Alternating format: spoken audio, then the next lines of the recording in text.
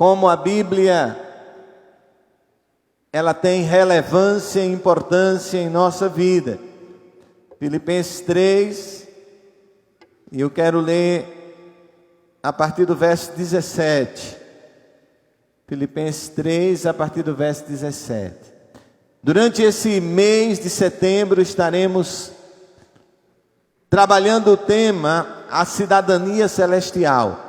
Nós estaremos pregando uma série de mensagens sobre a cidadania celestial. E hoje estaremos falando sobre o cidadão do céu e a sua pátria.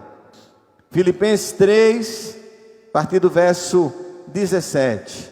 Sede também meus imitadores, irmãos, e tende cuidado, segundo o exemplo que tendes em nós, pelos que assim andam. Porque muitos há, dos quais muitas vezes vos disse, e agora também digo chorando, que são inimigos da cruz de Cristo, cujo fim é a perdição, cujo Deus é o ventre, e cuja glória é para a confusão deles que só pensam nas coisas terrenas. Mas a nossa cidade está nos céus, donde também esperamos o Salvador, o Senhor Jesus Cristo, que transformará o nosso corpo abatido para ser conforme o seu corpo glorioso, segundo o seu eficaz poder de sujeitar também a si todas as coisas. Amém? Queridos e amados, nós podemos fazer algumas perguntas em relação a esse texto, como por exemplo, quem escreveu esta carta, esta epístola? Mas não apenas quem escreveu, mas quem escreve, escreve para alguém. Então, para quem esta carta foi escrita? Mas não basta apenas saber quem escreveu e para quem escreveu, mas também por que escreveu, quando escreveu, quem escreveu, para quem escreveu, por que escreveu e quando escreveu. Essas perguntas nos ajudarão a compreender o que está dito, a compreender o que está colocado, porque eu preciso saber quem disse, para quem disse, por que disse e quando disse, porque são questões que nos ajudarão com o Espírito Santo a entender isto. Meus queridos e amados, esta carta foi endereçada aos filipenses, e esta era uma congregação, uma igreja que ficava na cidade de Filipos, e Filipos era a capital da província romana, chamada Macedônia. Então Filipos era a capital da Macedônia, localizada em território que hoje pertence à Grécia. O nome Filipos significa pertencente a Filipe. A cidade, ela foi fundada por Filipe, pai de Alexandre Magno, em 358 antes de Cristo. E Filipos era importante devido à sua localização. As cidades da época, desse período histórico, elas se davam importância devido à localização onde elas estavam. E Filipos, ela tinha a principal estrada dela, cortava a Macedônia no sentido leste-oeste, servindo de caminho entre a Ásia e Roma. Além disso, a cidade possuía minas de ouro e prata. E era nesta cidade que estava a igreja a quem o apóstolo Paulo dirige esta carta. A igreja de Filipos foi a primeira igreja cristã da Europa. A primeira igreja cristã da Europa foi a igreja de Filipos. Era a igreja dos filipenses, a igreja que estava na cidade de Filipos. E esta igreja, ela foi fundada por Paulo durante a segunda viagem missionária. Durante a segunda viagem missionária de Paulo, está lá em Atos 16, não precisa olhar agora, mas depois você pode olhar, Atos 16, do 11 ao 40, você vai ver que Paulo, em sua viagem missionária, juntamente com Silas, eles fundam aquela igreja. E você sabe quem foram os primeiros convertidos daquela igreja? Quem foram os primeiros irmãos daquela igreja que estava na cidade de Filipos? Então, primeiro foi uma jovem de nome Lídia. E Lídia era uma vendedora de púrpura e uma jovem que adivinhava, da qual foi expulso um espírito imundo, sendo liberta. E ela cessou de fazer prognósticos. E isso rendeu a Paulo e a Silas serem aprisionados, porque aquela jovem dava lucros para os seus senhores, porque ela adivinhava, o dinheiro ia para eles. Quando Paulo expulsou dela o espírito de adivinhação, ela não pôde mais fazer isso. E Paulo e Silas foram presos, espancados. E enquanto estavam orando e louvando à meia-noite, Deus os libertou por meio de um terremoto, abriu as cadeias diante de tão grande acontecimento, e o carcereiro se converteu. Então o segundo membro da igreja de Filipos passa a ser o carcereiro. Primeiro é Lídia, segundo passa a ser o carcereiro, que ali é colocado naquela igreja. E algum tempo depois, aquela igreja, ela é uma igreja que vai ser solidária ao apóstolo Paulo quando ele estava na prisão. Porque esta carta de Filipenses, ela é escrita da prisão. Paulo estava preso. Quando ele escreve esta carta, cada capítulo que você lê deste livro de Filipenses, saiba que você está lendo uma carta de alguém que estava preso, confinado, de alguém que estava sem esperança. Paulo aqui já visualizava a sua partida. Paulo já visualizava que os seus dias estavam contados, que ele seria executado, que ele não sairia daquela prisão. Nos versos 1, capítulo 1, verso 20, capítulo 2, verso 8, capítulo 2, 27, 2, 30, Paulo já vai começar a falar, ele vai começar a citar a sua morte, ele vai mostrar que ele já convivia com este sentimento. Mas também essa epístola é conhecida como a epístola da alegria, a epístola da gratidão.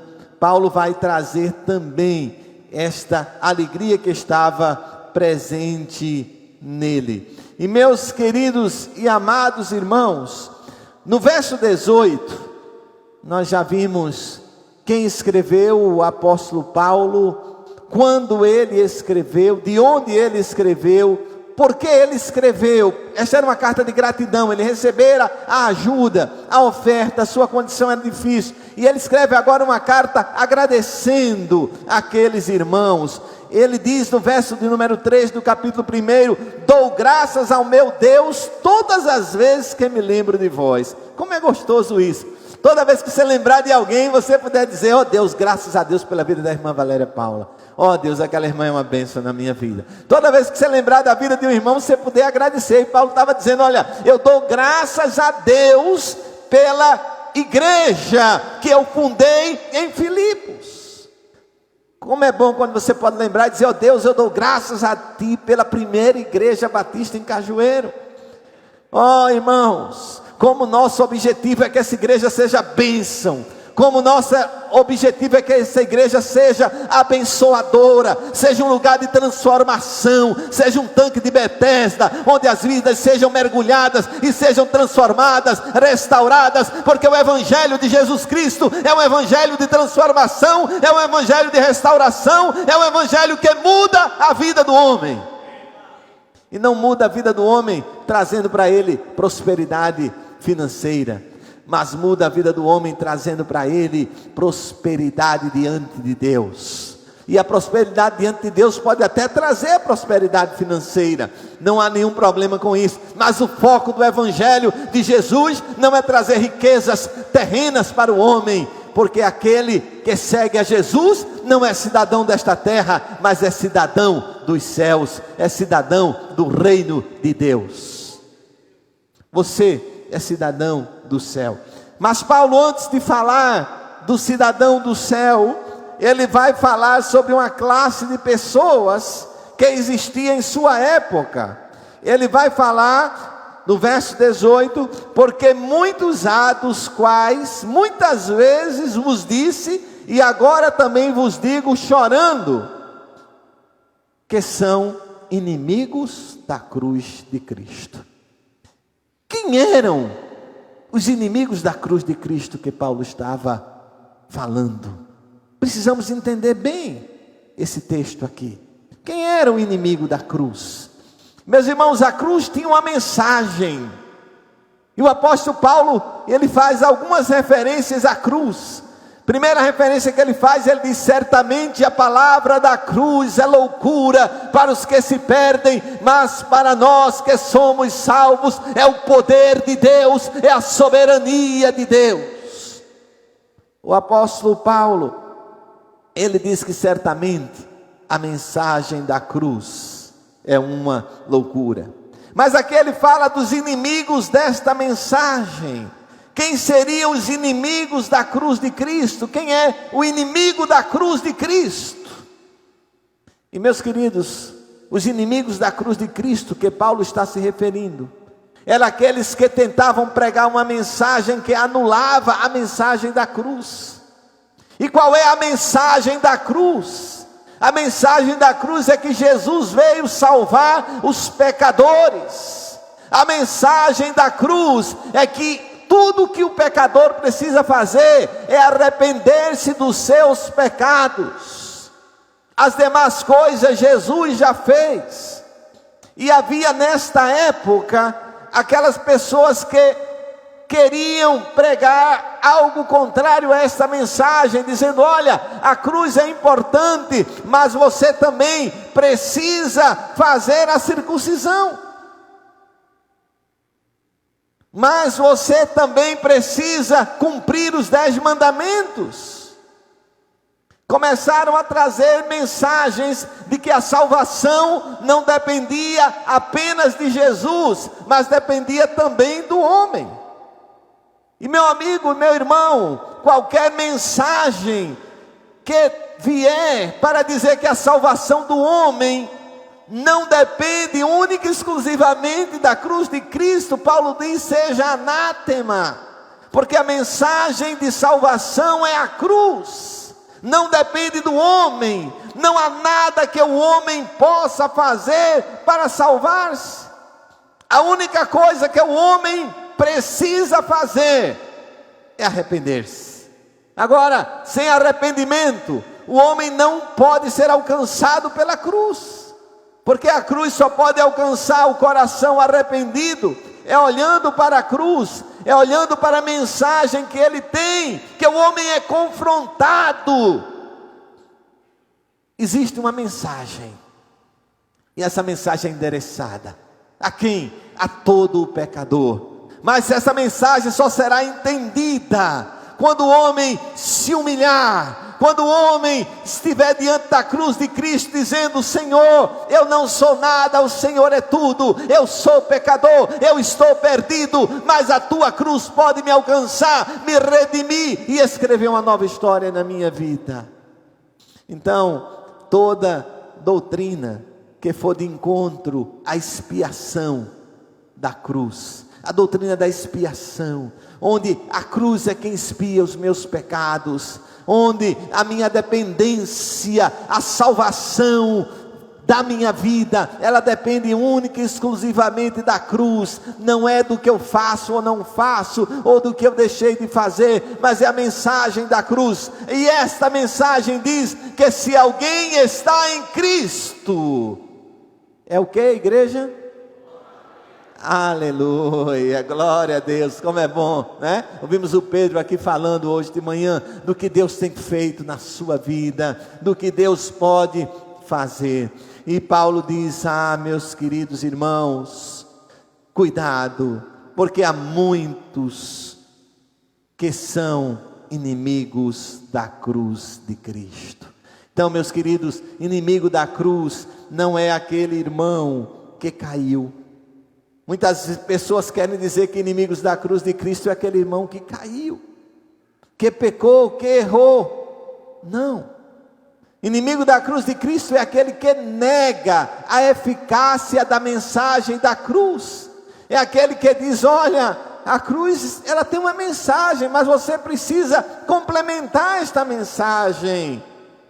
E a mensagem da cruz não precisa de complemento, ela é completa. Cristo morreu, ressuscitou, e na cruz todos os pecados foram perdoados. Na cruz todos os pecados foram pagos, o preço foi pago, a cédula da dívida foi rasgada. A mensagem da cruz é que o véu do santuário foi rasgado de alto a baixo. Todos nós temos acesso direto à presença de Deus. Todos nós. É só você entrar no seu quarto, ajoelhar-se, dobrar o seu joelho e dizer: Senhor, eu quero estar contigo. Eu quero estar contigo. Oh, como precisamos desse tempo na nossa vida. Mas aí o apóstolo Paulo traz para nós no verso 18, verso 19, onde ele diz: cujo fim é perdição, cujo Deus é o ventre, e cuja glória, para a confusão deles, é que só pensam na coisa terrena. Os inimigos da cruz são os que negam a mensagem da cruz, são os que dizem que ela precisa de complemento, são os que ignoram a mensagem da cruz, dizendo: essa mensagem não tem valor, não importa, importa viver a vida aqui e agora, do jeito que eu quiser, da forma que eu quiser. Importa aproveitar os prazeres da vida. E Paulo está dizendo no verso 19: cujo Deus é o ventre, e cuja glória é para a confusão deles, que só pensam nas coisas terrenas. Meus irmãos, isso é um alerta para nós. Nós estamos aqui neste mundo, mas não podemos viver pensando só nas coisas desta terra. Você não pode estar pensando só nas coisas desta terra, porque esta terra vai passar. Passará o céu e a terra. Nós somos cidadão dos céus. E o apóstolo Paulo vai dizer isso no verso 20: mas a nossa cidade está nos céus. E agora, irmãos, interessante, no texto bíblico, no texto sagrado, é quando Paulo afirma: mas a nossa cidade está nos céus. Esta afirmação dele agora não é válida apenas para aqueles a quem ele escreveu esta carta. Esta afirmação agora não é válida apenas para os cristãos ali na cidade de Filipos no ano 350, mas esta afirmação é válida por todo o tempo que a igreja do Senhor estiver na terra. Paulo está dizendo agora: mas a todo que receber Jesus Cristo, mas a todo que se tornar uma nova criatura, a cidade dele está nos céus. A tua cidade, meu irmão, está nos céus. Por mais que você ame o Recife, eu sou um dos amantes do Recife, eu amo a minha terra, eu amo a minha cidade, embora com tantos buracos. Eu amo a minha cidade. Recife é lindo, Rio Capibaribe maravilhoso, embora tão sujo, mas mesmo assim a beleza dele não é perdida, né? Podia ter outra beleza, é verdade, nós podíamos explorá-lo mais, mas é lindo. A nossa cidade é linda, mas essa não é a minha cidade. Essa é a cidade terrena, essa cidade vai ficar aqui. Um dia eu não vou vê-la mais, mas há uma cidade que me espera. E o apóstolo diz: mas a nossa cidade está nos céus. Vamos dizer junto essa frase, igreja? Mas a nossa cidade está nos céus. O apóstolo Paulo diz: pois a nossa pátria, outra tradução você vai encontrar assim: a nossa pátria está nos céus. Paulo utiliza aqui um substantivo no grego que quer dizer politeuma, pátria, não encontrado em parte alguma do Novo Testamento, apenas nesse texto. Essa palavra descreve sobretudo a conduta dos crentes filipenses no mundo, e aqui vale a pena não para os crentes filipenses, mas vale também para nós. Mas a nossa pátria está nos céus. E esse sentido da palavra pátria aqui quer dizer, a nossa conduta deve ser de um cidadão do reino dos céus. A nossa conduta deve ser de um cidadão celestial. Se a pátria dele está nos céus, a conduta deles também deveria ser compatível com esta cidadania.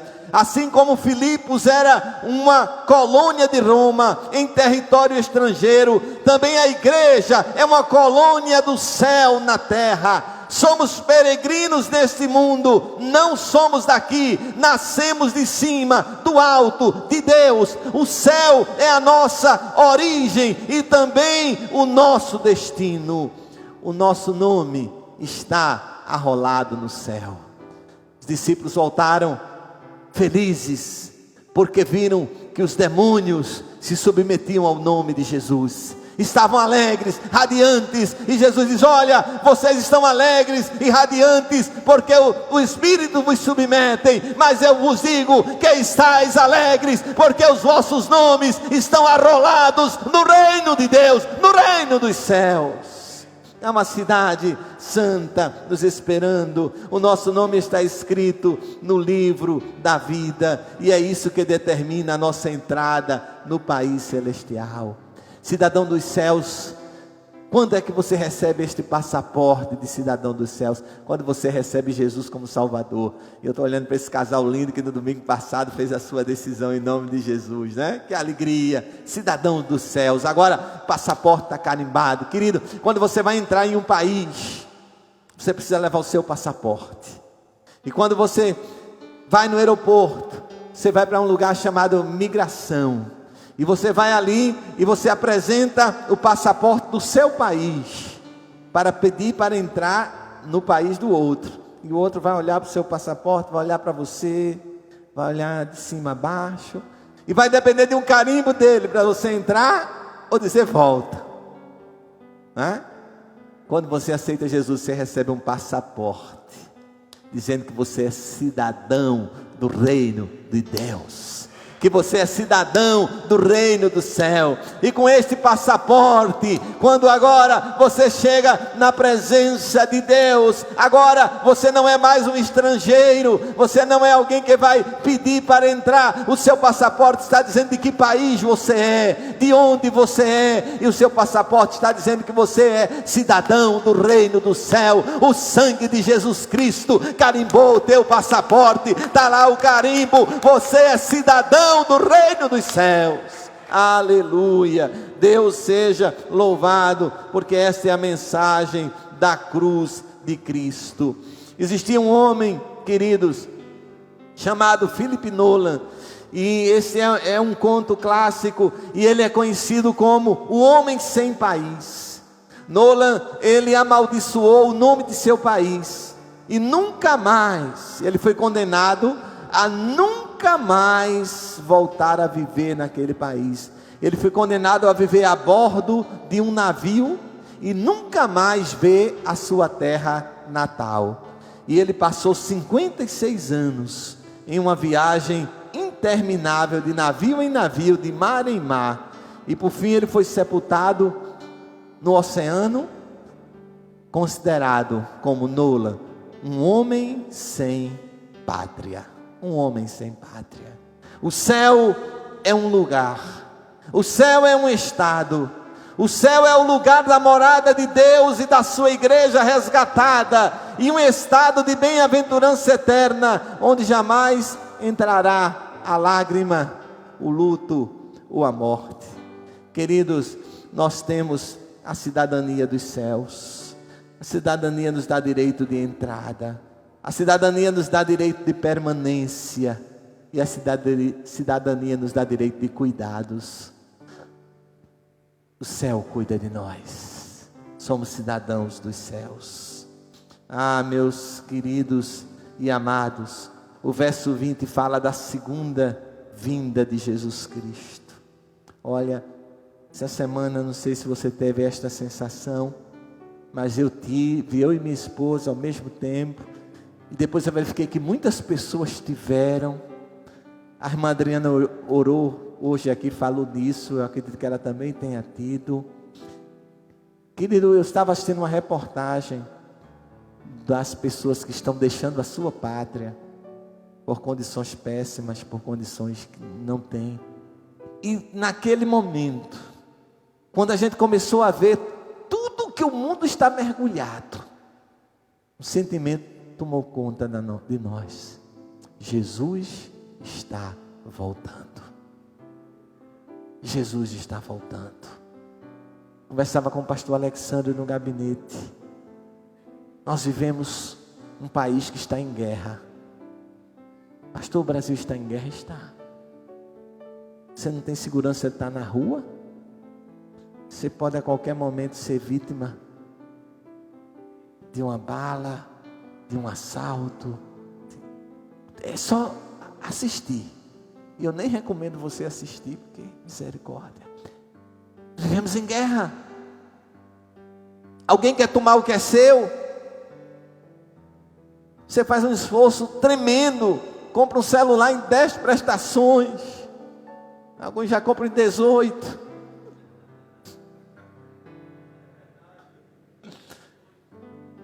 Na primeira e na segunda. Chega alguém e diz, não é seu não, é meu, Miná, perdeu. E ai de você se não der.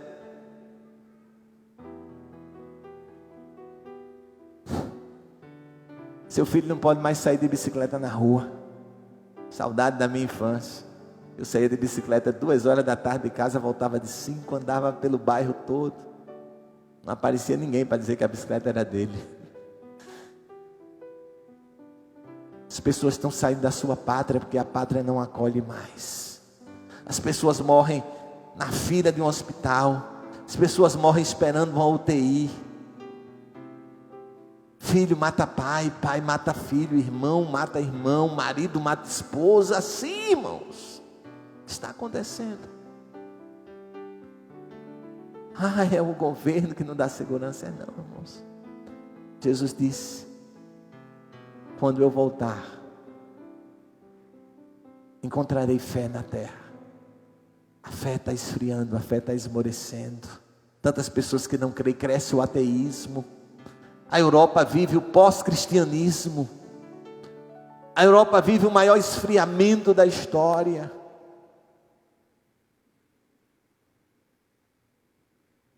E Jesus disse que por se multiplicar a iniquidade, esfriará o amor de quase todos. Onde está o amor pelo próximo? Jesus está voltando. Eu nunca tive uma sensação tão forte disto, como tive esta semana. Jesus está voltando. Eu levei aquele choque. Eu vi aquela realidade. A volta, os sinais estão aí, nós não estamos vendo. Os sinais estão aí, nós não estamos apercebendo. E a Bíblia diz, será como nos dias de Noé. Ninguém esperava mais. Talvez até nós, crentes, estamos perdendo essa sensibilidade da volta de Jesus. Mas Jesus está voltando, igreja. Os sinais estão aí. Os sinais estão aí. Precisamos parar para ver os sinais. Guerras, pestes, violência, falta de amor, são sinais da volta de Jesus. E o teu passaporte está carimbado. Aleluia. Você é cidadão do reino dos céus. Quando Jesus voltar, você vai ter que mostrar o passaporte. Quando Jesus voltar, teu passaporte tem que estar pronto e carimbado, porque você é cidadão do reino dos céus. E o apóstolo Paulo vai falar sobre isso. Ele vai dizer que nós esperamos esta vinda, esperamos com alegria, esperamos do Senhor esta vinda maravilhosa, onde nós teremos um corpo glorificado, Meus irmãos, o apóstolo Paulo, ele coloca alguns pontos. Ele diz que em primeiro lugar, o nosso corpo será glorificado na segunda vinda de Jesus. Quando a trombeta de Deus ressoar e Cristo vier com o seu séquito de anjos, acompanhado dos santos glorificados, os mortos em Cristo ressuscitarão com corpos imortais, incorruptíveis, que não verão mais a corrupção. O nosso corpo será semelhante ao corpo de glória de Cristo.